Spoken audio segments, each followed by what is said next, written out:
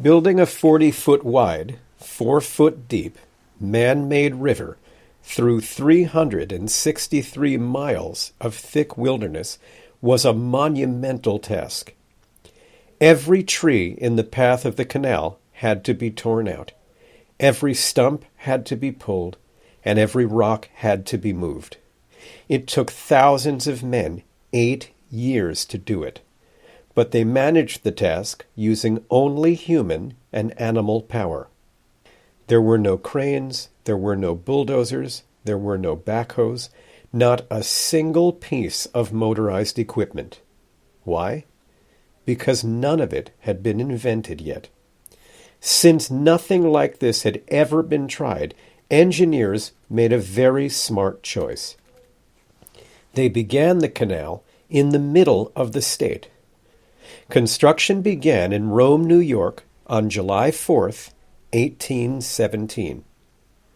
Why the middle of the state? Because the ground there was level. There were no locks that needed to be built. Engineers honed their skills along the simpler section of the canal and then moved on to the tougher parts later. They called this section the long level because of the long section of flat land that it went through. They invented tools which enabled a team of horses to pull out 40 tree stumps a day to make a path for the canal through forest.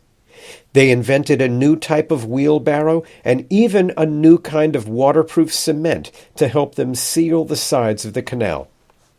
By the time they got to the harder sections, they knew more and had better tools and were ready to tackle the tougher parts of the project.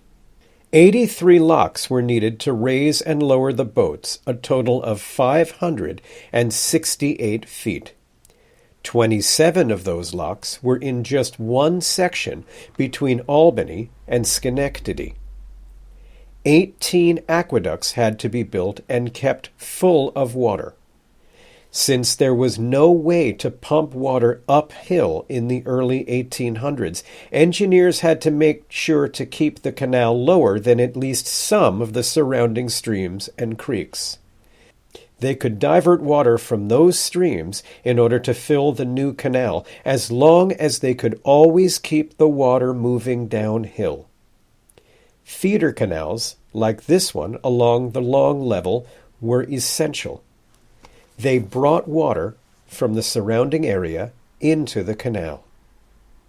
Engineers also had to make gates to keep control over the water coming into the canal during the spring floods. On a canal, too much water can be even worse than not enough water. The section between Utica and Rome was opened first in 1819. Work then proceeded in both directions, moving east and moving west. By 1823, the canal was opened between Albany and Brockport, a distance of 250 miles.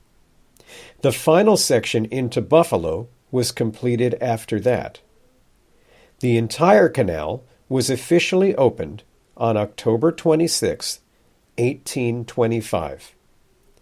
It cost $7,143,000, an enormous sum in 1825. The state charged tolls to boats along the canal, and within 9 years, the cost of construction was completely paid back. What did the original canal look like? This area in Florida, New York, has one of the few surviving sections of the original canal. Take a look for yourself. I'm walking in a remnant of the old Erie Canal. Just take a look around you. You can get a sense of how deep the canal was and also how wide it was. I'm walking on what would have been the bottom of the canal. You can see it's really not very big.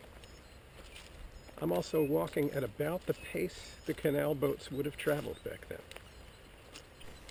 The canal was widened and deepened several times during the next 100 years. It was finally replaced by the barge canal, which goes along a fairly different route and can accommodate much larger vessels. The barge canal was opened in 1918 and is still in use today.